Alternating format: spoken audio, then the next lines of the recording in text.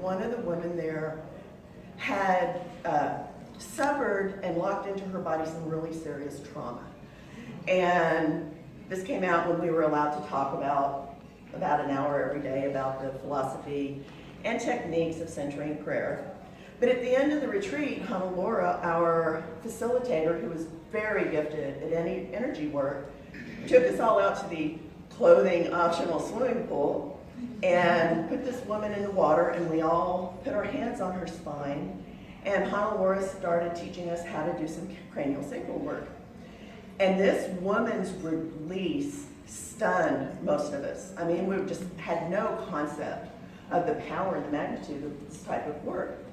So when we get done, Hannah-Laura is taking the woman back into the building to do some private ministrations, and she leans over to my friend Gretchen and I and says, "Do something, lighten this up. It's gotten way too heavy.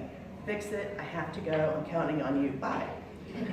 So I look at Gretchen and I look at the slide, and Gretchen goes, because we're thinking fat naked lady on a slide has got to lighten things up. And it does. Like, pretty much everybody is smiling by the time I hit the water, and they're reading little, giggles and titters.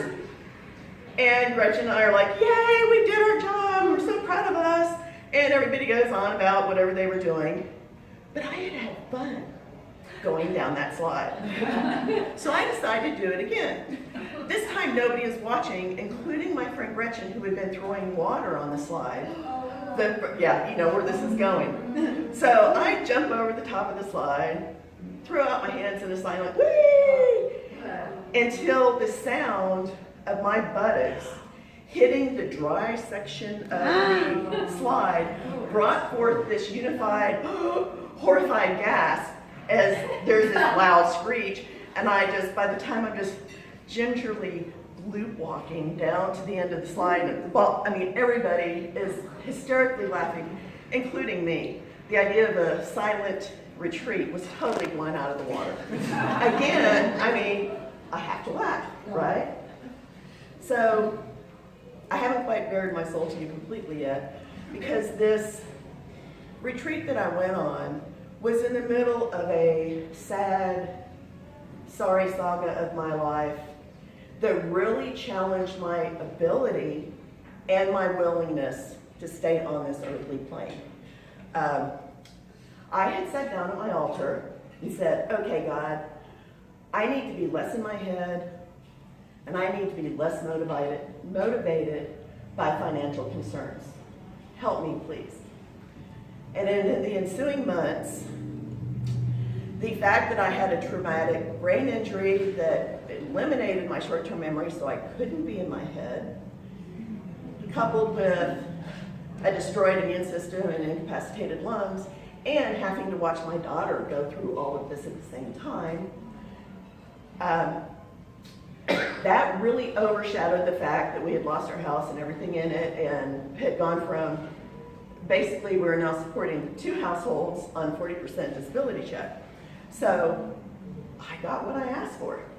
And the whole time I was going through that, it was like, what the F have I created here? And I had to, I said it like, really? And there was this begrudging chuckle going through that.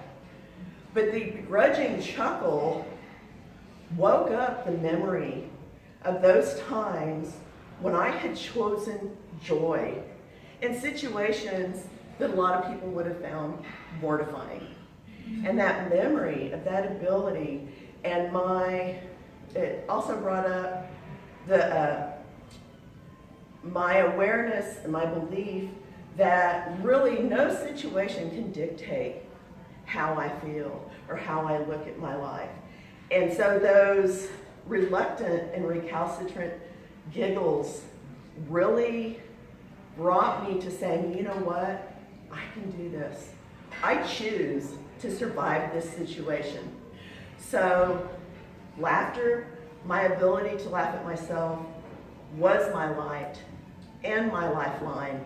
I concur completely with Audrey, and it would take a whole lot to convince me that my ability to laugh at myself is not one of my greatest gifts.